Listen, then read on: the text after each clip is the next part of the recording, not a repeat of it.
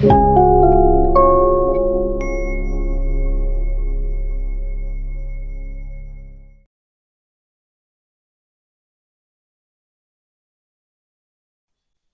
masuki sesi kedua. Saya ingin menambah uraian kawan-kawan Anda supaya Anda lebih paham topik ini atau mungkin bisa lebih terinspirasi supaya hidup kita lebih ramah lingkungan, ya. Gitu. Oke.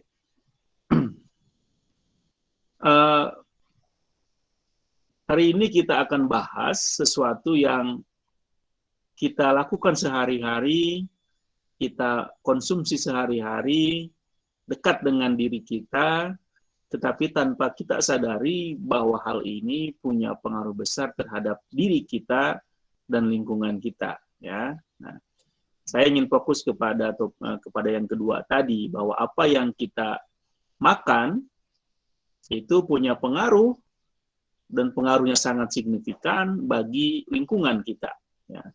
Tidak cuma secara nasional atau regional, tapi juga secara global. Apa yang kita makan, berupa makanan pokok misalnya, itu mempunyai efek bagi lingkungan kita. Tetapi kita tidak sadari, ya, apa yang kita makan itu ternyata punya pengaruh besar bagi lingkungan dan juga diri kita. Nah, hari ini kita akan memahami persoalan ini, dan mudah-mudahan setelah ini Anda menjadi terinspirasi untuk hidup sehat dan ramah lingkungan, ya. Kita akan membahas bahwa pangan yang kita makan, makanan pokok misalnya beras, gandum, terigu, dan sebagainya, jagung juga misalnya, itu diproduksi secara modern sekarang ini. Diproduksi dengan menggunakan sistem-sistem modern yang tidak pernah dilakukan oleh manusia sebelum modern ini.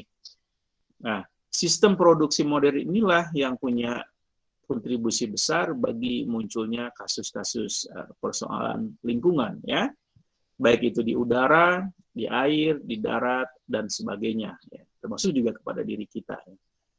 Saya akan berbagi layar supaya Anda paham, ya. Oke.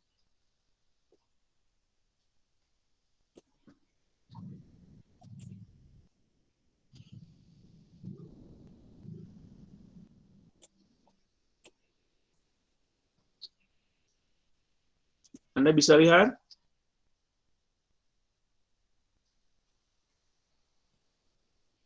Sudah lihat belum? Udah, ya? Maaf Pak, Belum terlihat Pak. Belum ada Pak. Belum ada Pak. Belum muncul Pak. Oke. Sudah muncul. Sudah Pak. Oke, ya. Saya ini menggunakan laptop yang tidak biasa saya pakai. Nah, hari ini kita akan bahas produksi pangan modern dan persoalan lingkungan di topik ke-10 ini, ya. Nah, sebelum kita lebih jauh membahas bagaimana produksi pangan modern itu, bahwa apa yang kita makan sejauh ini punya pengaruh dan dampak terhadap lingkungan, saya ingin menjelaskan kepada Anda data mengenai produksi pangan, baik itu dunia dan juga nasional, ya, supaya Anda tahu sudah sebanyak apa sih pangan diproduksi oleh dunia sampai sejauh ini, gitu kan, supaya Anda mengetahui gambaran globalnya, sehingga kita, oh iya, kita sudah memproduksi sebanyak itu, ya. Lalu apa dampaknya bagi lingkungan kita? Nah, data produksi pangan dunia. Nah, ini datanya 2 tahun yang lalu. Saya kira data yang sekarang mungkin jauh meningkat, ya. Nah, ini ukurannya dalam million metric ton, juta ton, ya, juta ton, ya, per juta ton. Nah, Anda tahu nggak apa bahan pokok apa yang diproduksi paling banyak di dunia? Ya. Kalau Anda lihat itunya apa tuh yang pertama? Jagung, Pak. Jagung. Oke, bagus. Jagung. Nah, jagung ini ternyata paling banyak diproduksi di seluruh dunia, ya. Nah, sampai 1 juta, mungkin itu ada 1 miliar tuh, 1 miliar ton gitu, lebih, ya. Nah, itu tahun 2000. Nah, jadi produksi pangan yang paling besar diproduksi oleh dunia kita adalah jagung. Jagung ini memang di Indonesia tidak menjadi bahan makanan pokok, ya, tidak dikonsumsi sebagai makan sehari-hari. Nah, mungkin Anda tidak makan jagung sehari-hari. Ada memang dulu di masyarakat kita, traditionally mereka makan jagung. Ingat nggak kalau Anda, saya masih ingat apa zaman Anda ada apa enggak ketika SD, kita sering ditanya, apa makanan pokok orang Madura? Apa makanan pokok orang Papua? Ya kan? Ingat nggak? Nah, sekarang kita itu jawabannya, makanan pokok orang Madura itu jawabannya yang benar jagung. Apa makanan pokok orang Papua? Sagu. Nah, itu adalah makanan nasi. Tapi saya sekarang ini, orang Madura tidak makan lagi jagung. Orang Papua tidak lagi makan sagu. Kalau orang Jawa dan Sunda, tiba heula guys makan sangunya. Tapi sebenarnya kita makan juga ubi, boled, dan singkong ya. Tapi kita tetap makan nasi. Kalau kita nggak makan nasi, belum makan. Nah, jagung ini memang di Indonesia tidak untuk makanan sehari-hari, tetapi secara global konsumsi jagung tetap paling tinggi. Ya. Digunakan untuk apa? Diolah menjadi bahan makanan lain, misalnya sereal. Untuk sarapan pagi. Nah, Anda pernah nggak sarapan pagi pakai sereal jagung? Pernah, Pak. Tidak, Pak. Kokokran, Pak. Pernah, Pak. Nah, betul. Salah satu yang merek terkenal Koko Crunch gitu kan. Nah, seperti saya semenjak ya mungkin seperti Anda juga sebelum saya ke luar negeri, ya seperti Anda juga makan nasi. Tapi setelah pergi ke luar negeri, anak-anak juga ikut. Jadi kita terbiasa juga memakan selain nasi ya, sarapan kita di sini juga masih terbawa. Sarapannya ada sereal jagung itu ya, dijamin juga. Jadi jarang sarapan pakai nasi ya, gitu kan. Nah, gitu itu. Nah, di dunia barat memang orang sarapannya pakai itu, umumnya sereal atau biji-bijian lainnya. Ya. Jarang mereka, kecuali yang roti yang potongan kecil itu ya.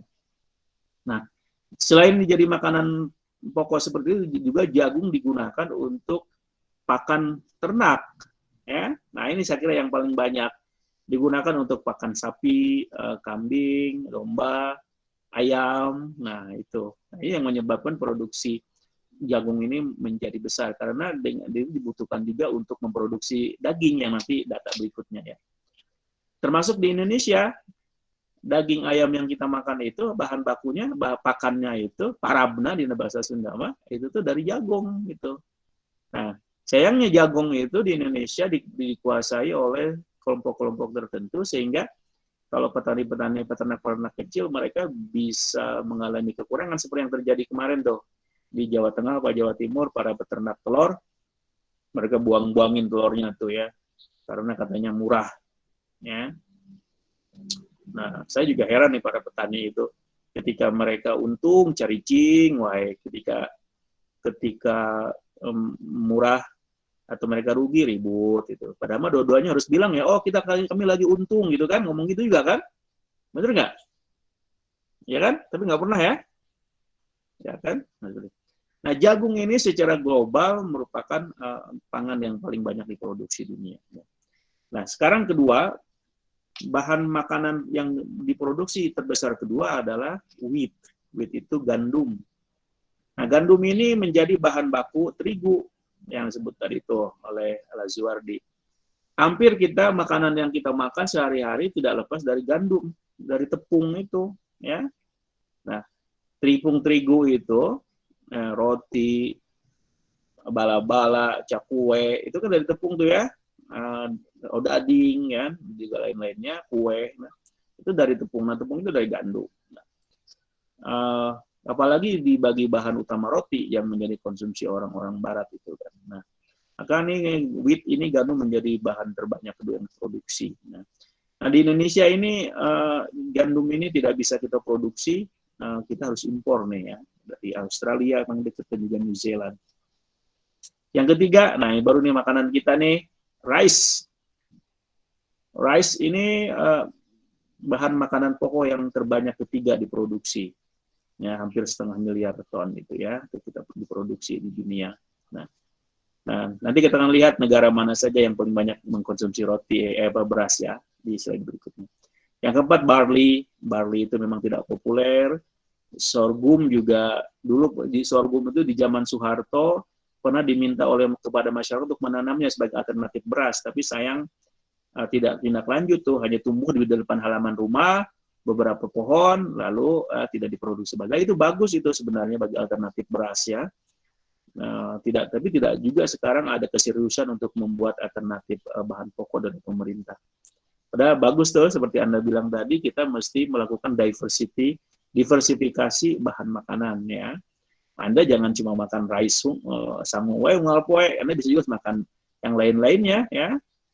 Supaya Anda tidak susah hidup kalau pergi ke negeri orang ya, gitu kan. Tapi lagi pula sekarang beras juga tidak susah ada di mana-mana sih ya.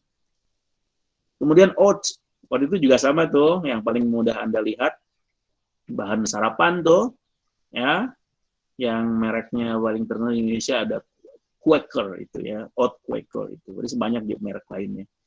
Itu juga bahan makanan pokok. Yang terakhir rye. Rye ini termasuk bahan yang sering dipakai untuk juga barley, bahan pembuatan bir ya. Nah, di kita tidak populer. Oke, ini adalah data pangan dunia yang menunjukkan bahwa betapa besarnya produksi pangan dunia, khususnya makanan-makanan pokok ini ya, di mana beras merupakan terbesar ketiga yang diproduksi secara global. Nah, kedua, kalau tadi makanan pokok, sekarang daging.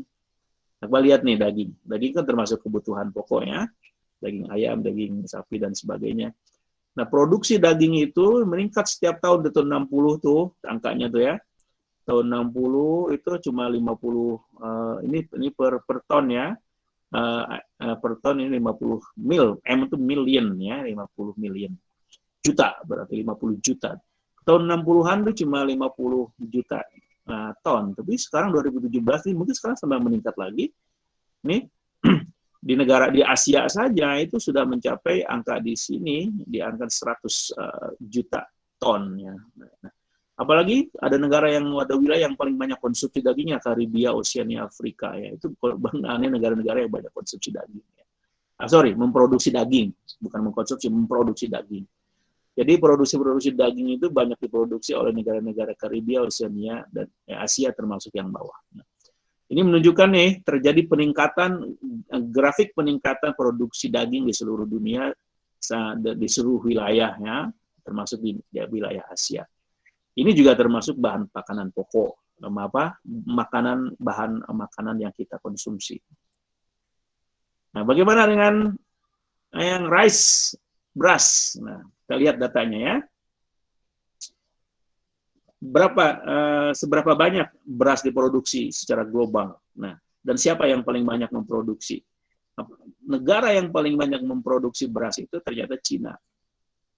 Ya, wajar karena penduduknya banyak, gitu kan? Hampir sekarang 1,5 miliar orang di sana ada.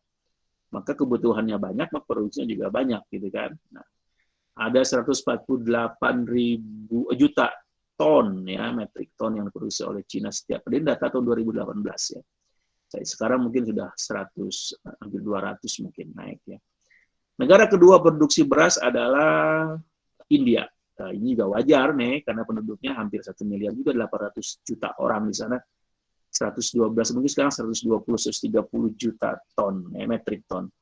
Nah, bagaimana negara kita? Kita nih bangga nggak nih? Indonesia sesuai dengan jumlah penduduknya, kita merupakan negara terbesar ketiga yang memproduksi beras. Ya, nah kita ini lumbung beras dunia, ya, tapi nomor 3. Ya, nah, ya. Pulau Jawa sebagai khususnya kita nih, orang Jawa Barat nih, terutama di pantai utara adalah lumbung-lumbung padi ya, terbesar ya.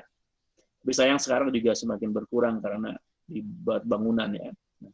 Negara keempat adalah Bangladesh, kemudian Vietnam, Thailand, apalagi itu Burma Myanmar, kemudian Filipina, Brazil dan Jepang. Jepang paling sedikit karena memang penduduknya sedikit.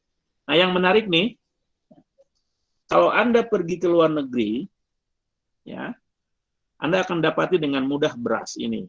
Anda dapati di supermarket ya, ke Eropa, ke Amerika, ke Australia, Anda akan dapati beras ini. Jadi Anda tidak akan susah cari beras ya, kalau Anda pengen makan nasi. Tapi yang menarik adalah fakta bahwa yang dijual itu, kalau itu beras impor, itu beras di Australia misalnya, itu berasnya beras Thailand. Bukan beras Cina, bukan beras India, India juga ada sedikit, tapi yang paling banyak kita lihat adalah beras Thailand. Ya. Yang beras Thailand itu seperti, dan harganya mahal, seperti beras pandan wangi di Indonesia, di orang buatan Cianjur itu, dari Cianjur. Saya jadi curiga, jangan-jangan itu dari Cianjur, ya, dijual, diimpor ke keluar, lalu dijual dengan atas nama nama Thailand gitu, seperti itu. Kan suka begitu kan, karena orang Indonesia itu suka begitu, merasa tidak pede. Nah, juga selain Thailand, beras Pakistan atau India yang seperti beras basmati yang mahal itu ya, nah, yang panjang-panjang. Australia sendiri bisa produksi beras ya, berasnya beras yang panjang-panjang yang dianggap lebih bagus daripada beras kita yang bulat-bulat itu. Nah ini adalah data mengenai beras ya, bahwa betapa tinggi juga produksi bahan pokok ini dalam bentuk beras ya, secara global. Kumaha Indonesia secara nasional, tadi global sekarang nasional. Nah kita lihat secara global negara kita adalah produsen ketiga ya beras. Tetapi secara nasional bagaimana? Nah ini data dari BPS tahun 2018-2017. Sekarang ini mungkin datanya sudah sangat meningkat sekarang ya. Nah pada tahun 2007 Indonesia itu memproduksi beras nasionalnya sekitar 33 juta ton. Banyak ya. Tetapi lihat, grafiknya selalu naik setiap tahun tuh. Nah, kan? Ada 33, 37, 38, 40, 41, 43, 46, 47. Nah, tahun 2017 data ini 47 juta ton produksi beras Indonesia secara nasional. Nah, sekarang mungkin sudah 2021, mungkin sudah sampai 50 juta ton beras diproduksi Indonesia untuk kebutuhan Indonesia ya. Nah, ini adalah data nasional.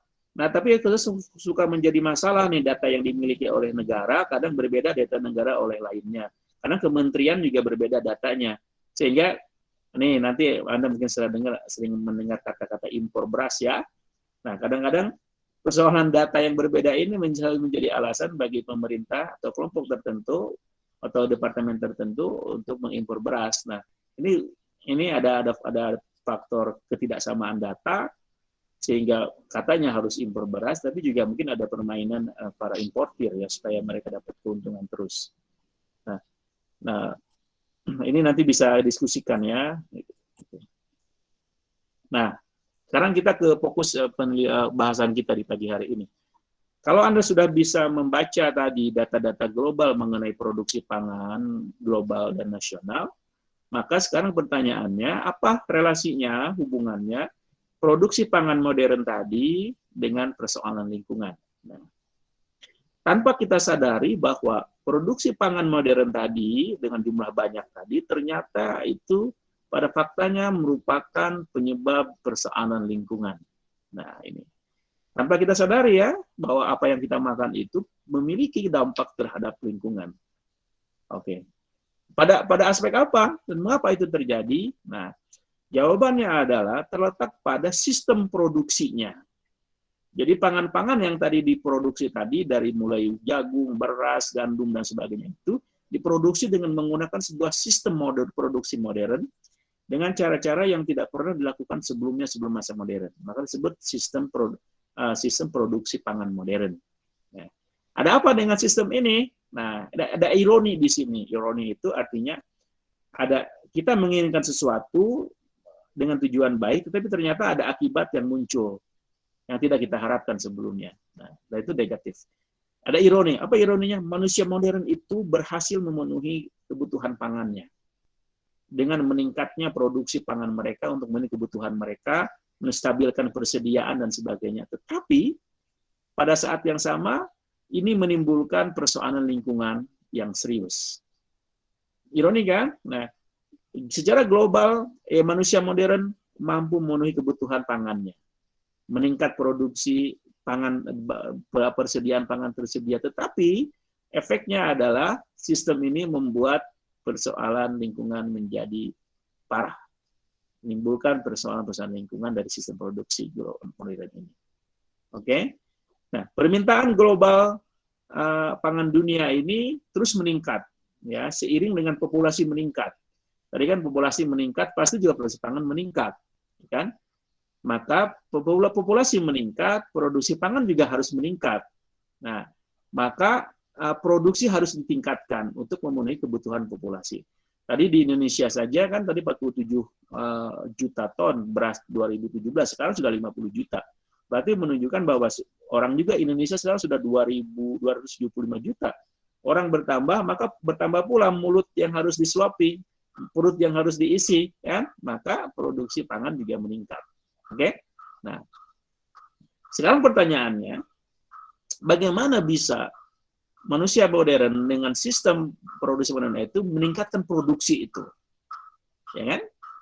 Orang tambah banyak, maka produksi harus bertambah. Caranya kumaha?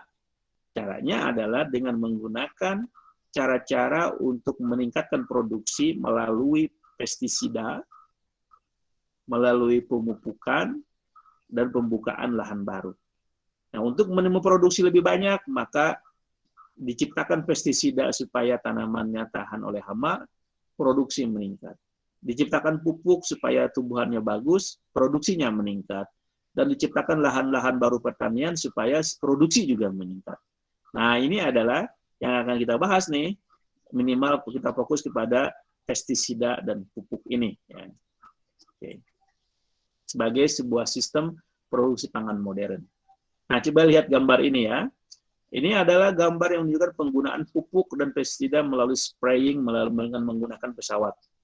Ini mungkin tidak ada di Indonesia, ya, karena di Indonesia sprayingnya menggunakan yang manual itu, yang digandong kita ke petani kan, ya kan, atau yang diaurkan gitu kan.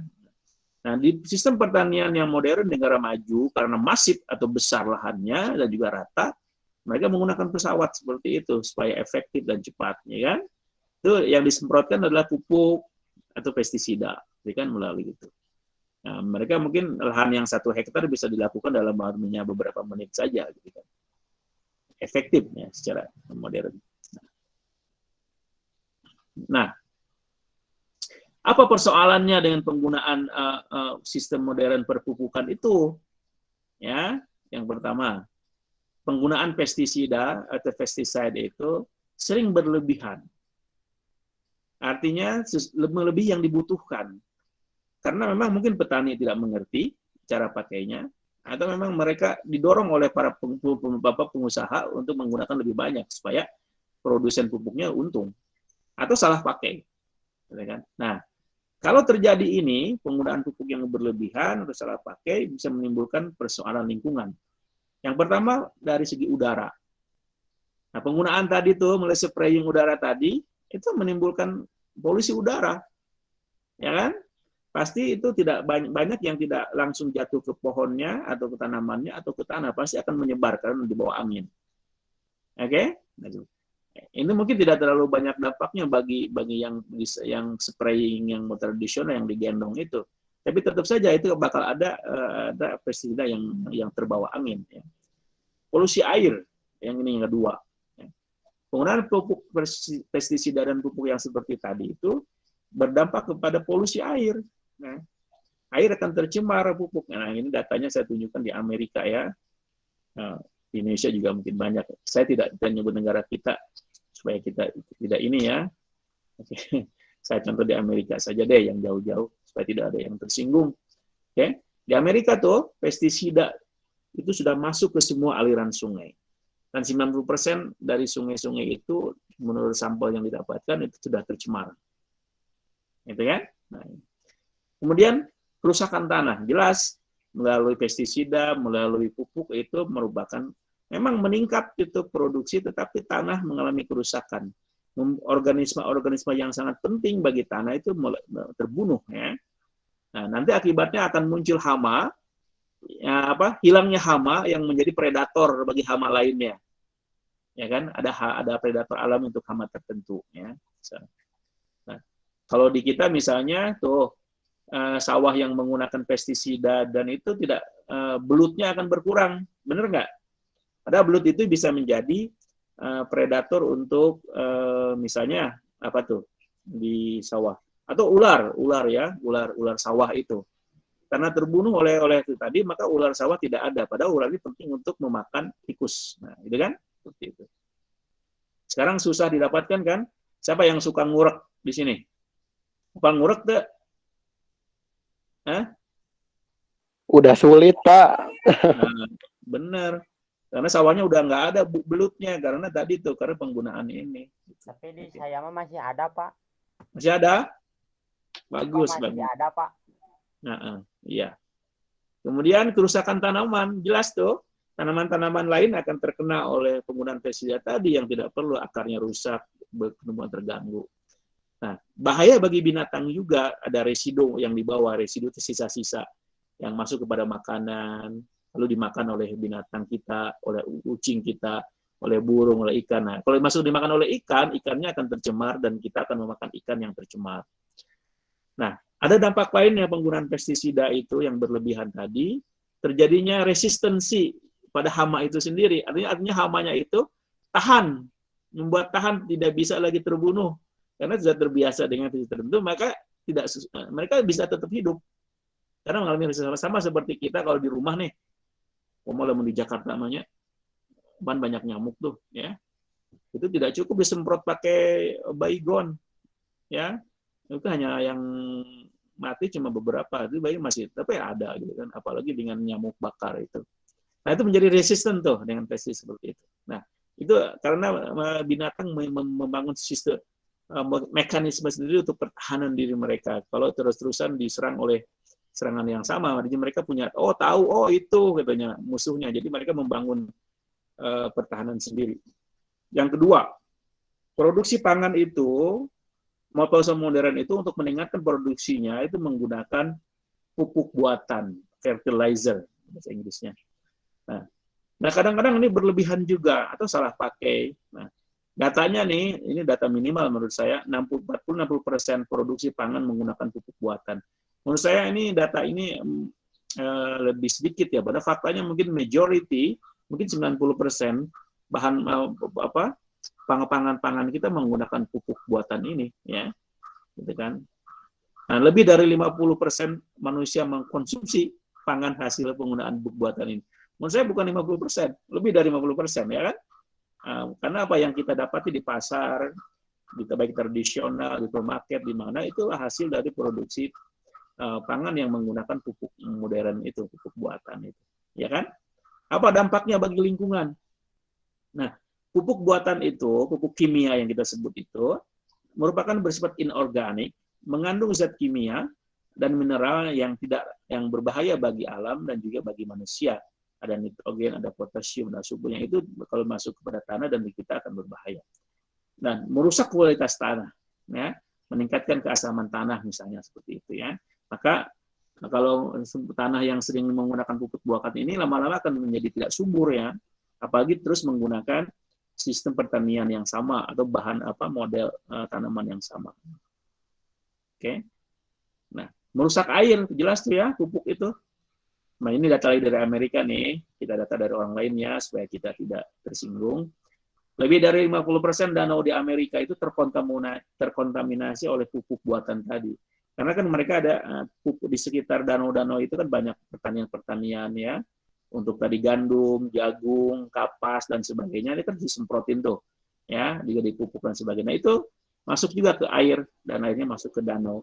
Danau itu sudah banyak mengandung racun, ya, menurunkan oksigen dan akibatnya tumbuh namanya ganggang yang tidak perlu, ya, yang bisa merusak ekosistem di dalam air.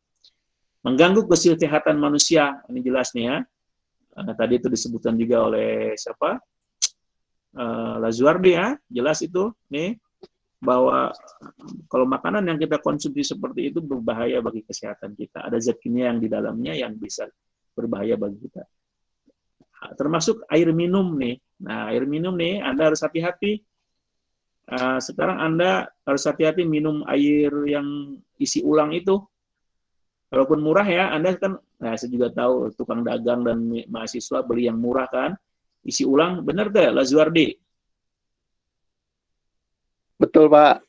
Nah, nah itu Anda harus hati-hati karena di situ bisa saja dari sumber air yang sudah terkontaminasi dan kemudian tidak diolah dengan proses higienisasi yang sesuai standar.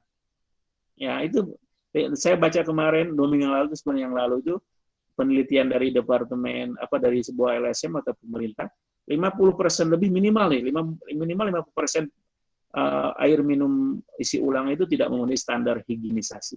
Ya, nah, ini berbahaya bagi kita. Mungkin mereka melakukan itu ketidaktahuan. Gitu. Di samping juga kurangnya kontrol dari pemerintah terhadap bisnis ini. Ya, bisa menyebabkan kanker, penyakit kronis, minimal Anda sakit perut kan, seperti itu. Tapi juga itu berbahaya. Kemudian dampak lainnya adalah perubahan iklim global. Nah ini yang tidak kita sadari. Bahwa sekarang dunia ini, bumi ini suhunya meningkat terus. Ya. Nah, selain faktornya karena tadi di minggu lalu kita jelaskan mengenai industrialisasi, ya, tapi juga disebabkan juga oleh produksi pangan ini. Ya. Nah ini kita tidak sadari. Daging yang Anda makan itu, misalnya daging sapi itu kan diproduksi secara massal di ladang-ladang yang terbuka di Amerika, di New Zealand, di Australia, itu kan banyak. Anda tahu nggak itu? Kotoran dari sapi itu naik ke atas dan bisa berkontribusi bagi meningkatnya suhu bumi. Nah, gitu. Karena saking banyaknya, kalau sapinya cuma 1-2 nggak apa-apa, tapi kalau jutaan sapinya, bayangkan. Ya kan? Nah, itu sementara kotoran sapi itu mengandung gas yang ada metan dan sebagainya, naik ke udara semua, ditambah lagi bahan makanan pakan yang dimakan juga sudah mengandung zat kimia. Bayangkan kan, maka akan menimbulkan emisi yang menyebabkan gas rumah kaca, pemanasan global dan perubahan cuaca. Nah, ini memang tidak kita sadari bahwa misalnya produksi pangan ini, khususnya daging saya sebutkan tadi itu bisa mempengaruhi kepada pemanasan global. Ya. Yang ketiga, tadi ada pupuk, fertilizer, kemudian pesticide. Yang ketiga adalah mekanisasi. Itu juga ada dalam slide kawan-kawan Anda ya. Nah, faktor ketiga dari produksi pangan modern untuk meningkatkan produksi adalah penggunaan mesin, mekanisasi, penggunaan mesin untuk meningkatkan produksi pangan, gitu kan? Nah, contoh yang paling gampang adalah penggunaan traktor. Nah, padi kan zaman baheula mah pakai kerbaunya dikukebo gitu kan. Nah, mereka bekerja satu petak sawah mungkin 1 hari oleh 1 kerbau sampai jam 11. Itu. Tapi sekarang mereka tidak lagi pakai itu, mereka menggunakan traktor karena lebih efektif, lebih banyak berhasil membajak sawah gitu kan. Nah, nah itu. Memang lebih efektif dan mungkin lebih murah. Tapi ada dampak yang diakibatkan oleh penggunaan mesin ini dalam produksi pangan. Dalam hal tadi itu, tadi sebenarnya ada gas buang. Kan kalau ada mesin, berarti kalau penggunaan mesin dalam produksi, maka diperlukan bahan bakar. Nah, bahan bakar ini kebanyakan sekarang belum ramah lingkungan, solar. Banyak pasti mesin itu mesin solar tuh. Nah, solar itu masih belum ramah lingkungan, walaupun sekarang ada biodiesel, itu akan menimbulkan gas buang. Tidak apa-apa kalau traktornya ngan hiji. Coba kalau semua di seluruh dunia pakai traktor semua. Nah, sama seperti kendaraan di jalanan itu. Ya, di pertemuan berapa kita membahas bahwa kendaraan bermotor itu punya kontribusi besar bagi pemanasan global. Nah, ini juga sama mekanisasi yang digunakan oleh para produsen makanan juga mempengaruhi. Itu kalau bicara traktor, bagaimana kalau ke pabriknya? Misalnya kalau tadi gandum diproduksi di tanahnya memakai traktor. Kemudian ketika panen pakai traktor juga. Ketika masuk ke gudangnya dan produksi pakai mesin juga. Mesin pasti ada gas buangnya, ya kan? Nah itu ada cerobong asap dan sebagainya. Belum juga ada tumpahan dari bahan bakar itu masih yang masuk ke tanah dan sebagainya. Ini menambah persoalan bagi lingkungannya.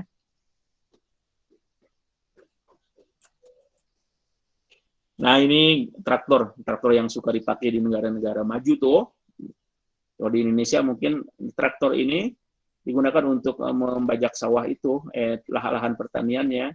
Kalau di kita kan traktornya traktor yang kecil itu ya. Kalau ini biasa dipakai untuk membajak lahan untuk gandum, untuk jagung dan sebagainya ya, yang besar. Coba bayangkan seperti itu kan. Ini hanya untuk membajak sawah, membajak lahannya, kemudian nanti produksi pakai juga traktor. Karena ketika panen mereka jarang memakai manual, tapi memakai produksi, pakai mesin juga ya. Belum lagi ke pabriknya dan sebagainya, maka semakin banyak mekanisasi makin menimbulkan dampak terhadap lingkungan. Oke, nah itu adalah penjelasan mengenai bagaimana produksi pangan modern itu dalam upaya meningkatkan produksinya sesuai karena perkembangan manusia yang banyak, itu punya pengaruh terhadap lingkungan, ya seperti itu. Nah pertanyaannya sekarang, apakah ada solusi yang bisa, tadi juga pertanyaan Anda kan ada beberapa pertanyaan tentang itu kan, apakah ada solusi yang bisa mengatasi persoalan produksi pangan yang berbahaya bagi lingkungan ini? Ya, jawabannya ya ada. Nah, mungkin jawabannya memang ada. Nah, yang harus kita sadari adalah mungkin dengan produksi pangan itu yang banyak itu, yang mana itu banyak perut yang terpenuhi kebutuhannya. Karena banyak orang, maka sekarang produksi bagus, maka mereka menjadi kenyang. Perut mereka terisi gitu kan. Tetapi pada jangka panjang akan ada persoalan kesehatan dan lingkungan ya, yang ini harus kita pahami. Jadi kepentingan di diri kita, misalnya mengenai kebutuhan pangan kita, makan dan minum, itu juga jangan sampai berhenti di situ, tapi juga berpikir ke depan bagaimana bahwa produksi pangan ini juga tidak menimbulkan persoalan kesehatan dan lingkungan. Caranya kumaha? Nah, apa yang kita akan sebaiknya kita menerapkan, salah satu solusinya adalah menerapkan apa yang disebut dengan integrated pest management. Jadi manajemen atau pengelolaan pestisida dan pupuk yang terintegrasi. Kumaha caranya? Yang pertama, nah ini menggunakan apa yang disebut dengan cultural control, pengendalian hama secara budaya. Nah, contohnya, ini sudah banyak dilakukan nih, saatnya kita kembali menerapkan namanya kearifan-kearifan yang ada dalam masyarakat, dalam produksi pangan. Nah, contohnya adalah rotasi penanaman. Nah, rotasi penanaman itu adalah jangan sampai Anda menanam satu jenis tanaman pada satu tempat, itu terus ya, bertahun-tahun, puluhan tahun. Ya. Bahkan mestinya ada rotasi. Mungkin di 6 bulan pertama nasi padi, mungkin berikutnya ada jagung, ada kacang dan sebagainya. Ini namanya rotasi penanaman. Jangan sampai hanya satu jenis saja. Ini akan mencegah terjadinya hama. Kalau terus-terusan hama satu jenis, maka hama udah tahu, maka ada di situ terus hama tuh ya. Tapi kalau beda jenisnya, maka mereka hama juga mungkin tidak bisa hidup karena tidak ada makanan yang mereka butuhkan.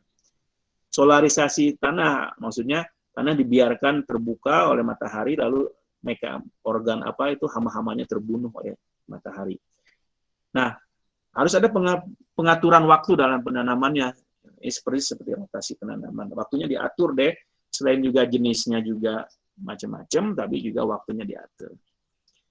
Yang kedua, nah ini adalah tugas para ilmuwan yang mesti mendapat dukungan dari pemerintah melalui dana riset yang banyak, yaitu membuat atau menginovasi tanaman yang tahan hama.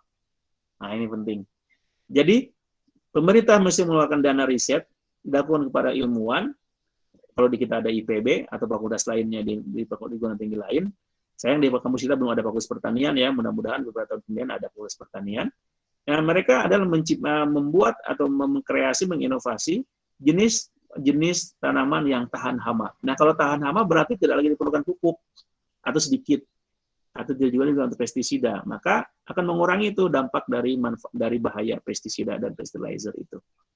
Oke, sehingga kalau mereka tahan hama, mereka juga tanamannya bisa berproduksi lebih banyak. Oke. Nah, yang ketiga dari pengendalian hama yang terintegrasi itu adalah bentuknya adalah biological control, pengendalian biologis. Nah, maksudnya apa? Kita menggunakan makhluk hidup yang ada di alam untuk untuk menahan atau justru atau membasmi musuh-musuh hama-hama dengan menggunakan musuh alaminya, predator alami. Nah, tadi ada yang sebut apa belum? Nah, misalnya kan tikus menjadi hama di masyarakat di bagi-bagi sawah kan, maka harus diciptakan bahwa predator, jangan dibunuh tuh predatornya bagi tikus apa? Misalnya ular sawah tadi, ya kan? Nah, sekarang kalau tikusnya karena banyak pupuk, maka ular sawah tidak bisa hidup, ya kan? Misalnya karena pupuk, maka tikus banyak. Nah, itu. Atau yang predator alami lainnya misalnya itu burung hantu, ya, ada di sebuah kampung di mana di Jawa Tengah atau Jawa Timur. Sebuah kampung itu semua masyarakatnya, petaninya memelihara burung hantu. Ya, itu. Jadi kalau itu dibiarkan mereka menangkap tikus-tikus di sawah-sawah mereka. Nah, ini adalah salah satu cara yang sangat ramah lingkungan bagi pengendalian hama. Nah, yang keempat adalah tadi disebut oleh siapa tuh? Ada pestisida alami, biopesticide. Nah, pestisida yang dibuat dari bahan alami. Nah, tadi yang di Indonesia sudah sekarang juga mulai banyak digunakan dalam bentuk cair itu, ya, sehingga tidak berbahaya bagi. Nah, saya kira ini budaya-budaya seperti ini banyak kekuatan. Misalnya ada masyarakat petani yang menggunakan daun pepaya, gitu kan, atau bawang putih dan sebagainya. Ini adalah pestisida yang bersifat alami. Yang kelima, nah ini penting nih, seandainya memang mesti menggunakan pupuk dan pestisida buatan itu, yang modern itu, maka penggunaannya harus tepat, sesuai dengan cara pemakaiannya, tidak berlebihan. Nah, kadang-kadang ini menjadi persoalan di petani kita. Petani kita kan mungkin males baca petunjuknya kan, ya, berapa penggunaannya. Mereka hanya mengikuti kebiasaan, biasa lagi kieu, nah gitu kan. Ukuran-ukurannya itu tidak diperhatikan, akibatnya akan berbahaya bagi lingkungan dan diri mereka sendiri. Ya. Nah, solusi lainnya adalah menciptakan makanan baru yang ramah lingkungan. Nah, Anda pernah dengar nggak ada ilmuwan yang sekarang berupaya untuk menciptakan sumber makanan baru?